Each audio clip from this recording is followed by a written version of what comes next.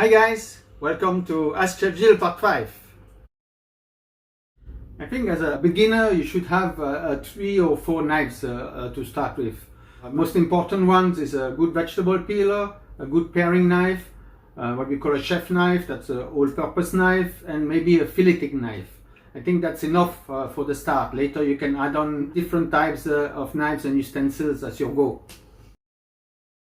I think good standard knives that are available in Indonesia and you can find easily. You have Tramontina, you have Victorinox, you have Zwillinge.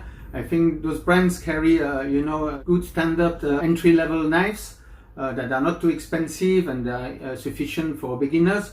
And later on, they also have the more premium knives that you can move on later when you earn good money. You can buy the premium sets.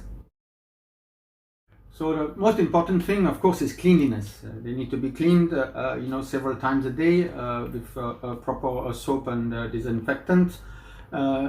Chef's knives need to be always sharp, so you need to learn how to sharpen a knife. You need to invest in a small stone and maybe a sharpening steel later, and you need to learn how to sharpen a knife. This is a certain technique, but I think not too difficult to achieve. And very important for a chef to have very sharp knives, because that's what makes a good chef also.